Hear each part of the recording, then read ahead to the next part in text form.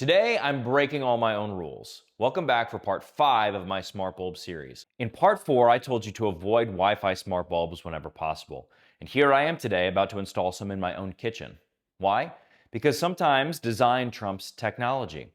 These Matter-enabled Edison-style smart bulbs look great and allow me to follow our mantra that the smartest homes are smarter by design.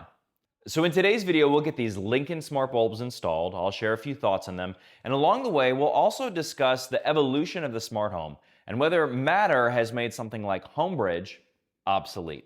Hey, I'm Robert, and Oconee Smart Homes exists to make real homes more convenient, accessible, and safe with smart home technology. We serve real customers right here in Oconee County, Georgia, but this channel is for anyone who wants to make a simpler, smarter home.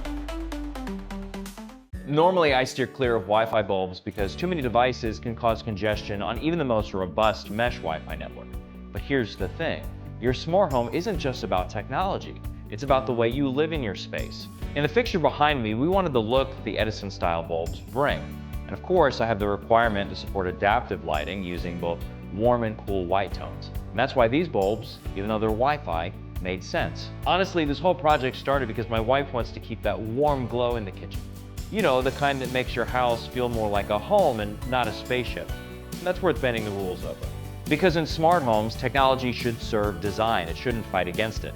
This led me to the original bulbs that I used, which were from a Toya-based brand. I actually integrated them into my Apple home using Homebridge, which is a total tinkerer move, not something I recommend to normal homeowners, although I will say that finding your local Toya keys will have you feeling something like a hacker. If you know, you know. So now before we get these installed, let's go ahead and take a look at the bulbs themselves and their specs. We've got a 4-pack of the Linkind Smart Filament bulbs that support Matter. So here we go, we've got the lighting facts. Brightness of 800 lumens, color temperature ranging from 2700 to 6500, dimmable, all in an 8-watt bulb. Now because these bulbs do support tunable white colors, I'll be able to use this with circadian lighting or adaptive lighting, although I will say that they don't natively support Apple's adaptive lighting implementation. I have contacted the manufacturer about this, but that's okay because we've got other ways to do that within the ecosystems that I have available, and so we'll still be able to get that effect. And here's a close-up of the bulb itself. I love that shape. They look great in these type of fixtures. So let's go ahead and get these installed.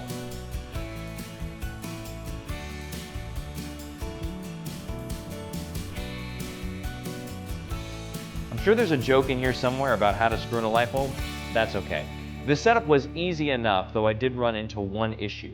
The QR code on the bulb doesn't match the numeric Matter code, so scanning that failed. But once I manually input the 10-digit code, it paired into Apple Home and it was ready to use. Punching in a 10-digit code just to get my smart bulb to work? Yeah, the irony isn't lost on me, but hey, progress is progress. The fact that I now have a Matter option to replace smart bulbs that I used to run in Homebridge is amazing and really shows the fulfillment of Matter's promise. Matter has filled a gap that Homebridge used to cover. So is Homebridge dead? Not exactly. I've been an avid Homebridge user for years, long before there was a UI when everything was managed in config files. It's evolved a lot and has become a great tool for users in the Apple Home ecosystem. These days, what it offers is pretty novice-friendly, and there's an active community of developers building and maintaining plugins. It's still a great tool for advanced automations, legacy devices, and tinkerers like me. I think there will always be 1 or 2 Homebridge plugins essential to my smart home, but for most homeowners, Matter is simplifying things. I used to run Homebridge plugins for Govee, Hue, Toya, and more. Slowly, these have been winding down as Matter has been taking over, and with these 2 bulbs installed, that's now 1 more plugin I don't need. If you're finding this video helpful and you've enjoyed the smart bulb series as a whole, why don't you go ahead and leave us a like? It helps us out a lot. Now for the bulbs themselves. I've been using these in my home for a few weeks now, and here's what I can tell you. The response time is decent, the brightness is great for the Edison style bulbs, and the warm glow that they bring in the kitchen is exactly the style that we were hoping to maintain. So yes, they're Wi-Fi bulbs and they depend more on the stability of my network, but so far that's not been a problem. I have these set up in several Matter ecosystems, Apple Home, Amazon, Flick, and even Homey. More on that in another video. If you're interested, let us know in the comments. So here are your key takeaways. Sometimes you have to break your own rules, and that's okay. These Wi-Fi Matter bulbs gave me the style that I wanted with the compatibility that I needed. Your smart home should first be smarter by design.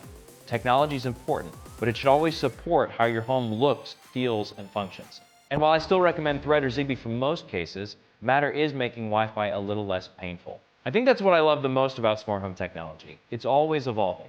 A few years ago, this same setup would have taken me hours, but now it's minutes and it looks better doing it. So these bulbs weren't perfect on paper, but they were perfect for this space. And as for Homebridge, it's not dead, but it is moving into a more niche role as Matter fills the gaps it used to handle. That wraps up part 5 of this smart bulb series. We've covered everything from first steps to deep comparisons and real-world design choices. If you've had to bend the rules for design in your smart home, I'd love to hear about it in the comments. And for those of you running Homebridge, what do you think? Is Matter making it obsolete? Share your thoughts with us below. Thank you for watching. God bless you. We'll see you next time.